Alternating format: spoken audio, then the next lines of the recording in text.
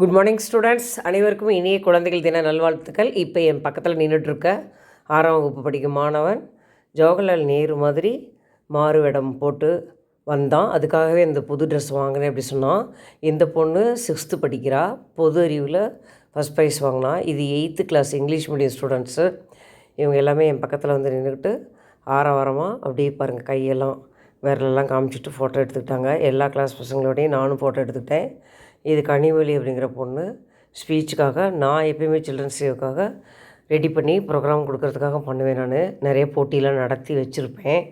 அதில் first prize வாங்கினவங்களுக்கு நான் வந்து வாங்கி கொடுப்பேன் ஏதாவது பரிசு. அந்த மாதிரி இது நானாக என்னுடைய சொந்த முயற்சியில் பிள்ளைங்களை உற்சாகப்படுத்துறதுக்காக கொடுக்குற பரிசு இது.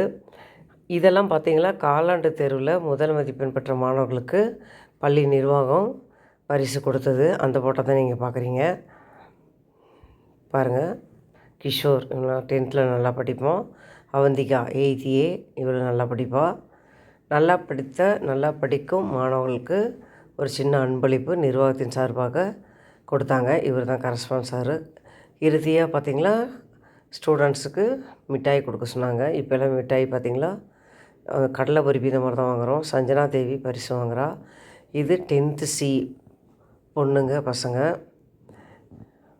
பாருங்கள், இது என்னோடய 9B class girls and boys. பாய்ஸ்லாம் செம்ம அட்டகாசம் பண்ணுவானுங்க, பயங்கர குறும்பு பண்ணுவானுங்க.